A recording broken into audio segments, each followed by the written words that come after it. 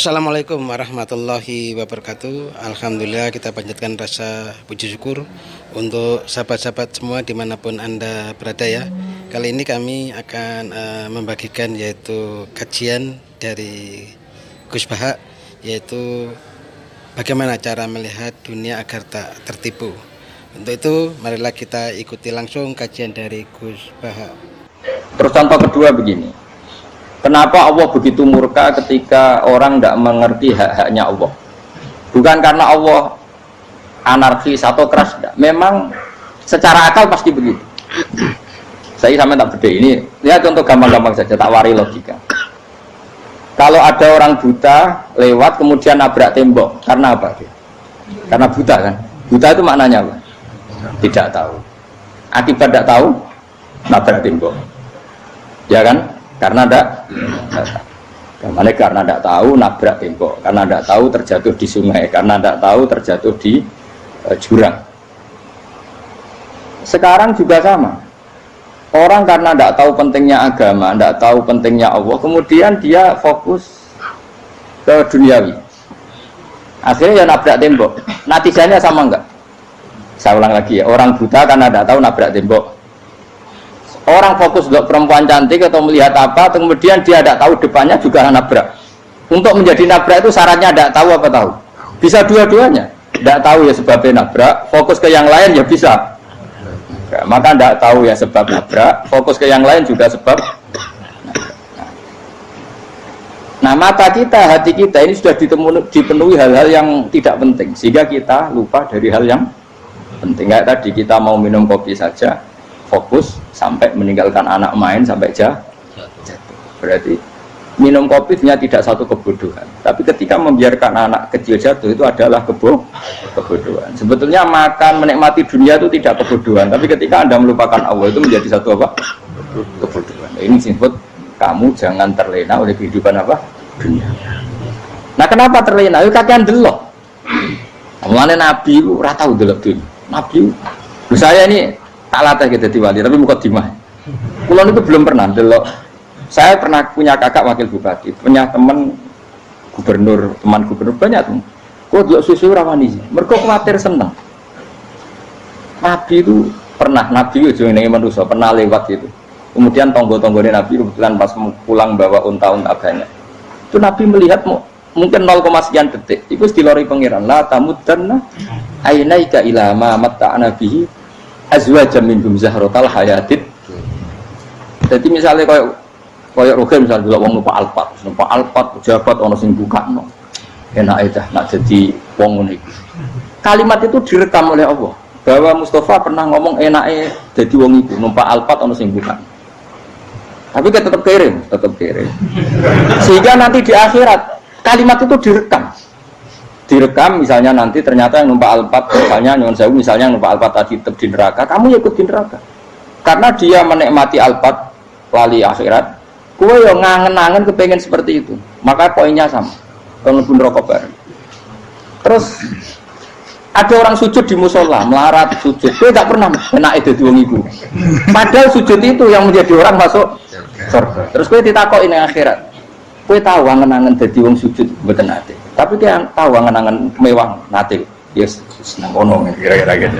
Lha iku latara undal pas kowe roh ilmu yakin pas wae mlebu neraka. Lha iki mulane tak ajari dini kiat-kiat supaya kira mlebu.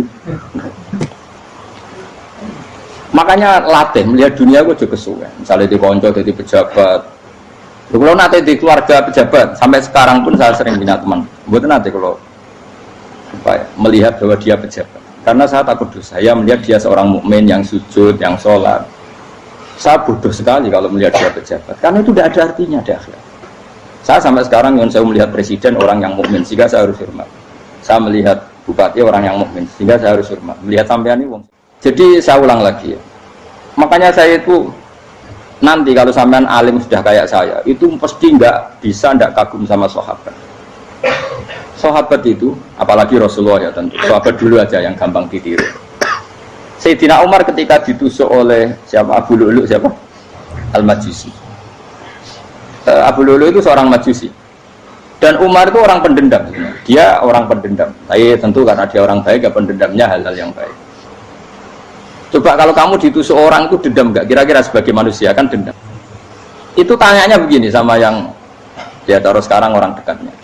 Yang bunuh saya tadi siapa? Itu Abu Lulu Al-Majusi, Hulamul Muhirah, dia budaknya Muhirah. Majusi, iya ya Umar. Dia sudah mau mati. Itu ngertikan gini, sama siapa otaknya? Alhamdulillahilladzi lam yaj'al maniyati biyadi rajulin sajadalaka sajdah yuhajuni biha yaumal qiyamah. Ya Allah, terima kasih sekali ya Allah. Engkau mentakdirkan saya dibunuh oleh orang yang enggak pernah sujud.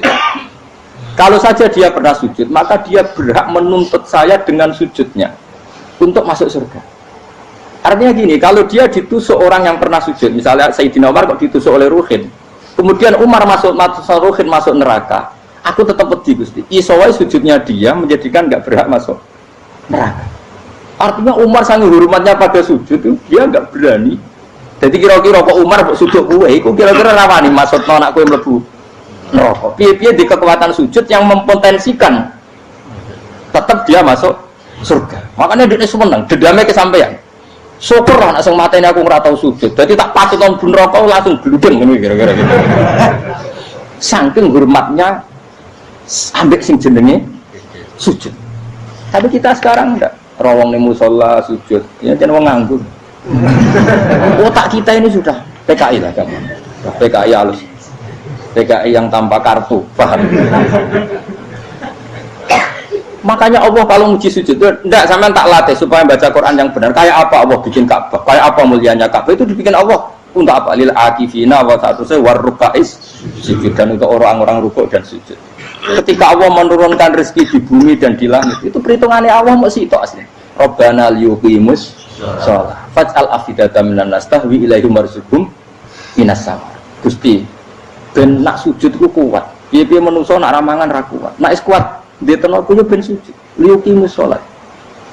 Ketika Allah muji orang baik atau ibunal abidunal hamidunas saihuna satruse arraqiunas sajid, yang rukuk yang sujud. Karena tadi ketika nanti Anda di akhirat, kenangan terbaik Anda di dunia itu hanya sujud. Liane itu coba misalnya kena akhirat terus video disetel sih, pas kongkoi-kongkoi ini perapatan. Dari ku nglamunem disetel. Beda di pegawai negeri. Ngayal gajine sakmene, engko sakmene nggo wayo. Wong terus rekam kabeh. Oh ora sini-sini wong. Terus tokoh idola sing duwe wae sing tumpakane Alfa di sekretaris saya. Iku mbok nang utekem iku berpuluh-puluh tahun. Dan itu jumlahnya poinnya misalnya 100.000. Bareng idol anu Kanjeng Nabi mau 10%, cuma gayanya mau sholawat. Tapi sebetulnya agak tahu bayang no ini miskinan, Mbak Amit nih miskinan. Gayanya mau sholawat tapi pakai orang tahu kepengen melarat koyok. Iya. Itu direkam. Makanya dari Habib-Habib sing alim-alim niku almar'u ma'aman ahabba hada tarhib wa tarhib. Kita ini kan sering dimotivasi mubalik. Mubalik itu kan saya naik dulu nak ngomong. Awas pokoknya seneng Nabi swarga. Dari Habib-Habib sing alim nak ngritik, masalahnya dawe mu almar'u ma'aman ahabba. Wong dibarno wong sing disenengi. Apa kamu bisa menjamin seneng Nabi saudure seneng wong-wong itu?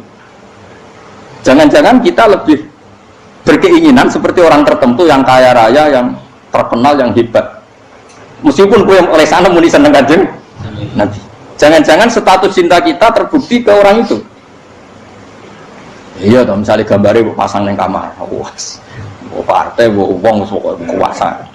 Terus, kue nyumbang masjid nyuwun sewu mau 50.000, tapi bareng nyumbang untuk kemenangan orang itu 10 juta.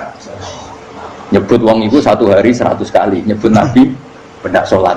Warung dihitung, dipoling mbak malaikat, disurvei buat dipoling orang-orang pokoknya. Dengan cara begini, status senangnya orang ini ke siapa? Ya, ono pengajian sholawatan nyumbang 50.000, nanggup pemenangan. Tapi sudah diundang hayya ala sholah melakukan ngenteni komat. Tapi nak diundang acara kampanye teko ngarep sedurunge 2 jam. Dari sekian di polling, terus kadar cintamu ke siapa coba? Dari sekian indikator misal cara polling. Jangan-jangan diputuskan lebih seneng ke itu. Ya sudah almarhum aman. Makanya kata orang-orang alim almarhum apa? Orang itu terserah disenangi. Masalahnya kita tidak ada jaminan lebih senang Nabi. Ya ora ono jaminan ya saya aman misalnya. Hitung dhewe-dhewe ora usah meneng terus kok wedi dosa wis kadung dosa iku wis kadung. Makanya Sufyan Ats-Tsauri itu dadi wali ku bangsa mergo ibadah akeh mboten. Sufyan Ats-Tsauri gurunya Imam Syafi'i dadi wali itu sederhana. Sama tak ceritane orang-orang jadi wali dengan cara yang sederhana. Tapi kan niru copy paste ya, artinya ora apa ya, KW lah. Kalau niru gak apa-apa tapi KW kebaikan. Sufyan Ats-Tsauri itu ditanya, "Kenapa kamu sedekat itu sama Allah dan Anda keramat?" Jadi resepnya begini, Pak. Saya itu belum pernah ke masjid nunggu adzan. Paling gak setengah jam, 1 jam sebelum adzan itu saya sudah ada ke masjid. Ditanya, "Kenapa begitu?" Ya kok kawula sing elek, moro ngenteni diceluk. Terus ngerti nak wayahe yak ngono iku Allah nyeluk. Misalnya saya punya candalem atau saya punya karyawan, tiap jam 8 itu buka toko. Nah, bayangno itu juga. Saya punya karyawan tiap jam 8 tugasnya buka. Selalu buka tokonya ngenteni tak panggil. Rohen, toko buka, siap. Tapi besok yang mana lagi? Jam 8 buka, siap. Tiap hari gitu, kira-kira ngedarani karena aku goblok apa sopan? Kira-kira nggak jawab deh. Goblok kritik jauh. Nah, Sufyan Ats-Tsauri tidak mau gitu. Wong wis ngerti nek Allah yang ngono wayahe manggil. Dadi ya anggere jam 8 wis ning kono. Dadi nek Allah hayya ala sholam pun Gusti. Hayya ala sholam pun teng mriki. Itu sudah dadi wali. Oh, itu saya buat tiru tapi KW lho, enggak masalah, tapi ini kan resep, no. Lho mangkel gak kira-kira. Ono karyawan tiap jam 8 pun buka toko. Selalu marane ngenteni di panggil. Jadi wali dulu tuh punya cara muamalah sama Allah tuh luar biasa. Latih, meskipun dari kecil latih. Makanya kamu tahu kenapa Quran itu kalau ngendikan sujud kayak gitu spesial. Balillah fa'bud wa kum minas syakirin. Jadi meskipun kita di dunia umumnya orang saya makan, saya minum. Saya juga punya istri, punya keluarga, punya apa. Tapi saya belum pernah melihat anak saya itu sebagai anak saya. Saya kalau melihat anak saya ini teman sujud saya, nanti yang meneruskan sujud saya. Saya tenan kulon bolak-balik ditanya istri saya dan agak-agak marah. Gus Pak, kenapa kamu hormat sama anak sampai gitu? Kalau nanti manja gimana? Kalau terlalu manja, saya bilang itu udah anak saya. Itu nanti yang meneruskan sujud saya, meneruskan rukuk saya. Saya nanti pasti mati dan saya butuh di bumi selalu ada yang sujud sama Allah. Dan itu yang paling dalam otoritas saya itu anak saya. Orang lain itu enggak dalam otoritas saya. Jika kita melihat anak itu ini penerus sujud saya, penerus rukuk saya. Kita enggak sudah duniawi sekali. Rumah tanah, anak tua ben di rumah. Kapitalistik. PKI lah pikiran yang ngono Cina ya ngono. Wong fasek-fasek ning dalan yang ngono. Kowe nggo jalalan ngalor itu pakai kayak gini. Jadi dulu itu kalau para nabi donga fahab li milladunka waliya yarithuni wa yarithu min ali Yakub, seorang turunan yang meneruskan tradisi sujud, tradisi. Sehingga ulama-ulama dulu kalau dongakno anake ya min ahli sujud, wa min ahli Quran, wa min ahli sunnah napa? Enggak apa-apa kowe seneng donya gak apa-apa. Ora usah tak warai wis seneng dhisik. Paham? Dadi ora usah. Ora usah cara Gus Pak ra apa-apa. Ora usah tak arani ra apa-apa wis mbok lakoni. Makanya pulau suwun sangat. Sujud itu luar biasa. Nanti kamu di akhirat, kenangan terbaik Anda di dunia adalah pernah apa? Sujud. Bayangkan kalau itu jadi orientasi Anda. Anda berpolitik, melok partai Gerindra, Golkar, PDI supaya jadi penyuara sujud tidak dilarang di Indonesia karena umat Islam mayoritas. Saking mayoritasnya sampai pejabat rasolatnya rawani. Beberapa pejabat rasolat bakal dipilih. Itu berarti kamu berpolitik niat bikin satu pressure supaya standar orang benar adalah sing nopo sujud itu ya benar. Kok yang kaya kerja biar bisa beli tanah untuk masjid, yang orang miskin ikut menopang supaya masjid itu berdiri. Semuanya orientasinya menuju apa? Sujud. Jadi tidak sujud itu harus jadi wong khusuk sing goblok terus sujud terus. Tahu-tahu negara dikuasai komunis misalnya. Terus akhirnya sujud gila. Termasuk menciptakan satu suasana Islami di negara ini juga berarti menciptakan keberlangsungan sujud. Karena dengan suasana Islami berarti sujud tidak dilarang bahkan dianjurkan dan sebagainya. Ini penting saya katakan karena kalau tidak diingatkan ruwet. Nabi itu pernah punya anak dalam. Anak dalam itu setelah mau boyong terus santri itu ditanya, kamu minta apa sama saya? Ya Rasulullah kasih waktu 1-2 hari mau saya pikir. Karena yang menanyakan orang yang Sayyidul Awwalin wal Akhirin setelah sekian 2 hari, minta apa kamu? Jalur Anda gak tanggung-tanggung. as'aluka murafaqataka fil jannah. Saya minta jadi temanmu di surga. Oh, Nabi kaget. Kenapa kamu minta itu? Kata tadi, kalau saya minta dunia itu nanti zailah, dunia itu pasti hilang, faniyah pasti hilang. Maka yang abadi adalah saya jadi temanmu di surga. Tapi apa kata Rasulullah? Jawab, fa'inni ala nafsika bikasrotis sujud. Ya sudah, kamu bantu saya, kamu memperbanyak sujud. Kayak apa? Nabi pun mintanya fa'inni ala nafsika bikasrotis sujud. Saya bantu untuk menolong diri kamu, kamu memperbanyak apa? Sujud. Makanya di pertama surat turun itu ada wasjud, kamu bersujud dan kemudian mendekatlah kepada Allah. Tapi sekarang enggak, karena kita kena hijab duniawi, mitra penting, semuanya penting, dan semuanya penting itu makna di hati kamu adalah khaldun. Bahkan nih jolak no kiai perkara khaldun nafsu, enak jadi kayak gede. Wah, teko ditolak al-badru. Wale napu pidato MC ini muni Sayyidul Fadilah wal Karomah, bos ini MC. Baru disangoni dihormat. Tekan muji ulama we dari segi dunia. Ya, baru bisa wayo akeh. Jadi kenapa saya tidak mau, bukannya menolak, saya senang kalau kiai-kiai terhormat, senang sekali. Saya senang kalau ada ulama dihormati, karena supaya jadi tradisi ulama itu terhormat. Tapi jangan semua ulama mau dihormati, nanti lama-lama jadi siklus. Tekan mencintai kiai saja karena fasilitas. Kau senang jadi imam masjid akbar, masjid Istiqlal, imam besar. Senang mereka kenal presiden, datang dikawal. Senang jadi sudes, wah keren, sholat ngarepe akbar, teko dikawal askar. Ya kalau senang karena itu kan berarti menjadi dunia. Itu sirinya kenapa Rasulullah ketika ba'da Fathi Mekah sudah menguasai Mekah, sudah naklukkan Mekah Madinah. Nabi itu satu hari terbiasa mau sarapan saja kadang nggak ada yang dimakan. Tanya ya Aisyah, apa saya bisa sarapan? Enggak ya Rasulullah. Ya sudah, saya tak puasa.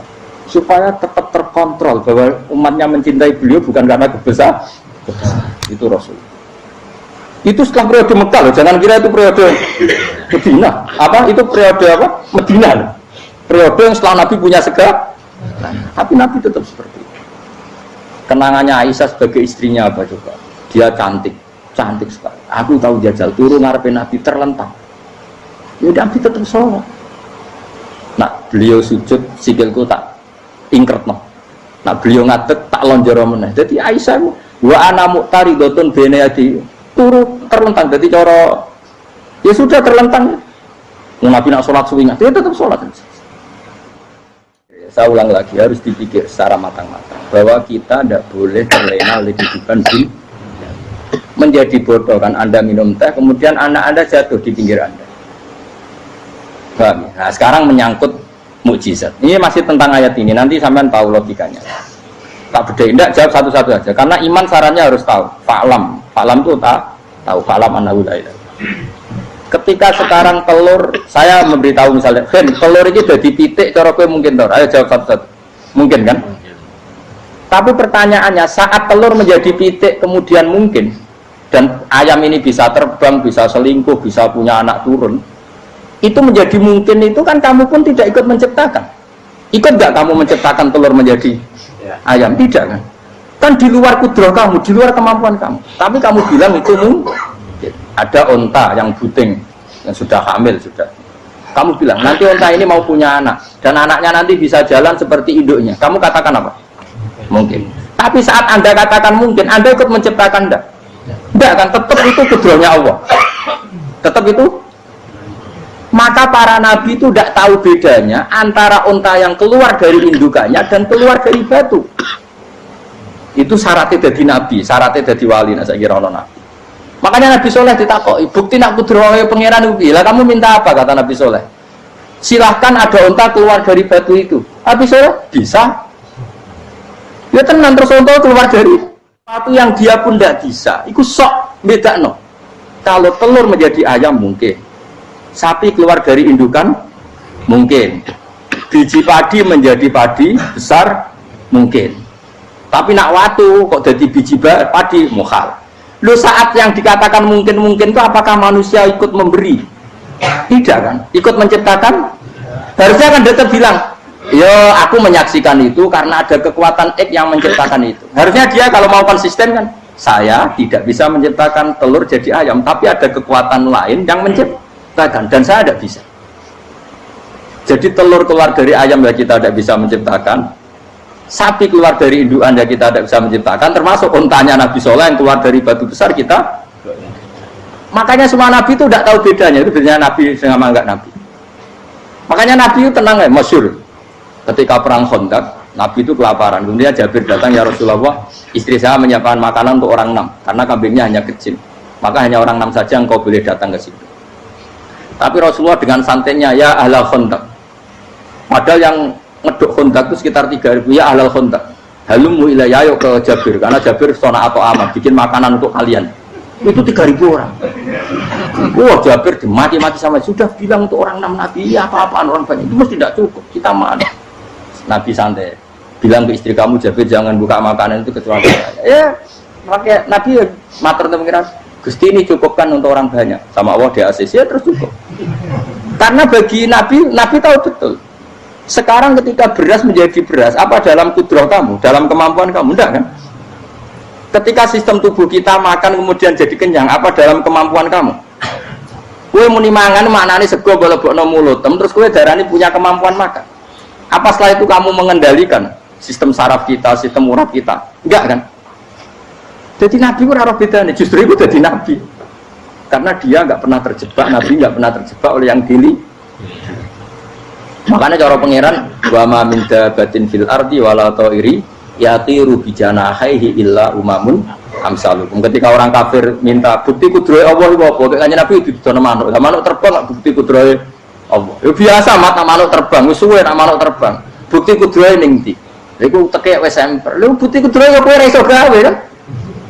Tapi maksudnya wong kafir bukti kudrahe pangeran ku gawe unta kok watu. Lah bedane apa mau hale unta kok watu ambek kok indukane? Bedane apa jajan? Wong ibuke unta ya ngrasa gawe.